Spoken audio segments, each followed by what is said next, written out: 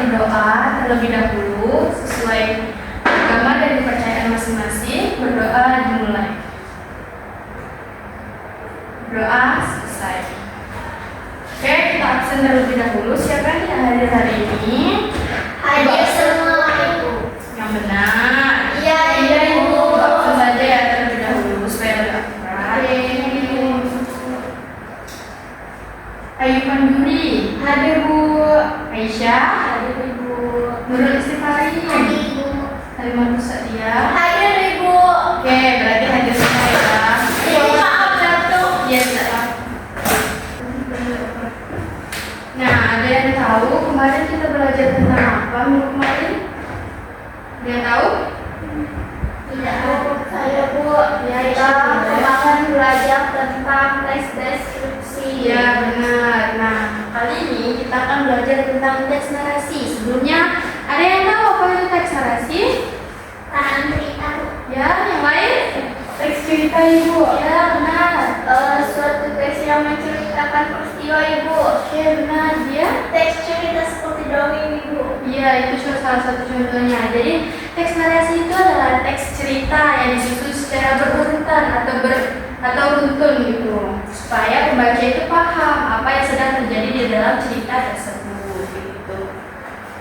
Nah, maka dari itu kita akan belajar tentang teks narasi. Teks narasi di sini nanti Ibu akan memberikan suatu cerita, buku cerita dengan kalian, lalu kalian itu diminta untuk menganalisis apa saja kejadian-kejadian, tokoh-tokoh, lalu struktur-struktur cerita tersebut. Jadi teks narasi ini tujuannya membantu kalian berpikir kritis terhadap apa yang telah kalian baca, seperti siapa tokoh utamanya, lalu ceritakan ulang begitu. Lalu nanti ada yang namanya menganalisis bagian-bagian seperti orientasi, komplikasi, dan resolusinya begitu.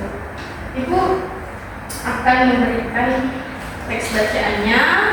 Kalian baca selama 20 menit dan analisis ceritanya ya. Iya Ibu.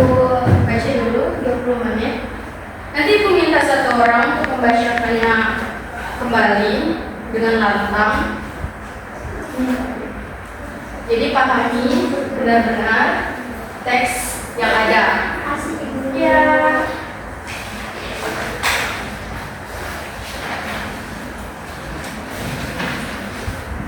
Nah,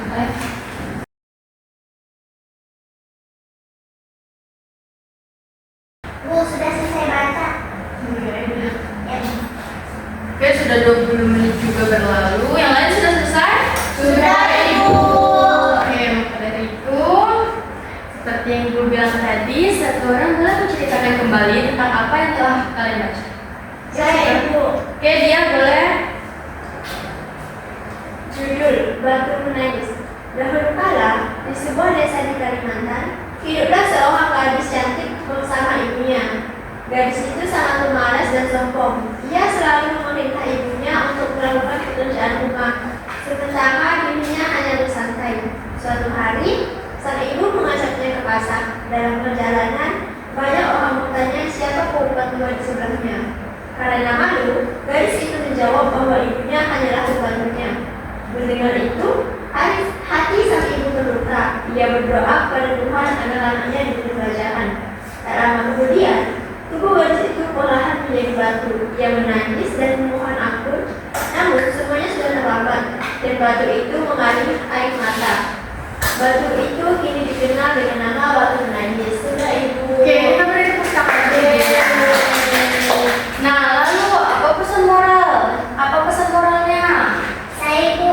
Ya, boleh Farin. Jangan durhaka kepada orang tua. Ya, benar. Kita untuk Farin. Nah, di sini kan kalian sudah baca ya teksnya. Di sini Ibu akan memberikan sebuah LKPD atau lembar kerja peserta didik. Kalian diminta untuk menganalisis siapa tokoh-tokohnya, siapa tokoh utamanya, lalu menganalisis mana bagian orientasi, mana bagian komplikasi, dan mana bagian resolusi. Untuk bagian-bagiannya, cantumkan saja untuk mempersingkat waktu, cantumkan saja paragraf 1 satu, misalnya itu bagi paragraf 1, 2, dan 3, misalnya itu bagian orientasi gitu. Paragraf selanjutnya bagian komunikasi dan sampai terakhir resolusi gitu. Ya.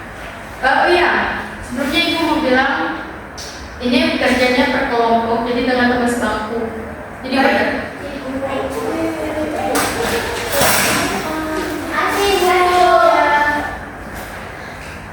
Ibu.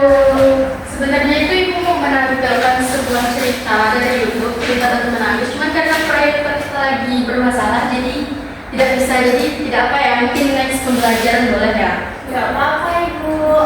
Selamat mengerjakan.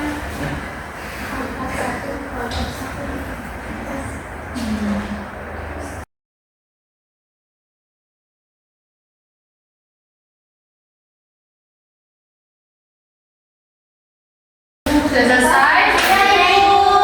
Waktunya sudah 30 menit mengerjakan. Aku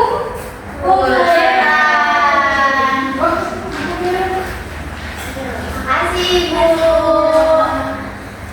makasih ibunya kan ibu lihat dan ibu nilai nanti ya. Baik ibu. Nah, dari pembelajaran tadi ibu harap pembelajaran ini tidak hanya kalian terapkan sekarang, tapi terapkan untuk nanti kedepannya, karena teks narasi ini kan banyak ya, contohnya ada dongeng, cerita rakyat, legenda, novel, cerpen. Nah, jadi ketika kalian membaca itu ibu harap kalian menganalisis tokoh-tokohnya, konfliknya, menganalisis bagian orientasi, resolusi, serta komplikasinya. Dan yang paling penting itu pesan moral yang ada dalam cerita tersebut. Kalau bisa kalian implementasikan di kehidupan sehari-hari itu lebih baik. Oke, di sini ada sebuah kertas. Ibu mau kalian menuliskan apa saja yang sudah kalian dapat dari pembelajaran hari ini.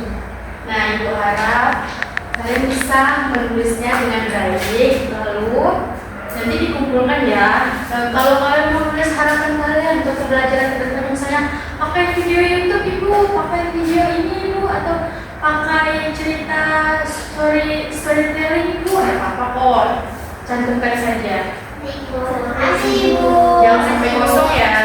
Iya Ibu. Makasih ibu.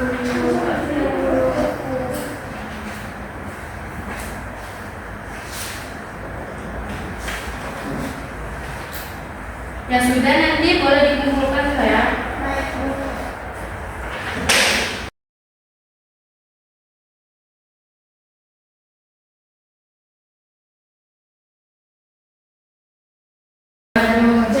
Nah sudah, boleh dikumpulkan terlebih dahulu. Terima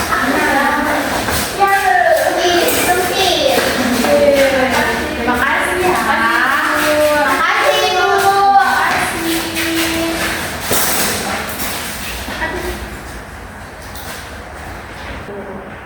Oke, tepuk tangan dulu untuk kita semua.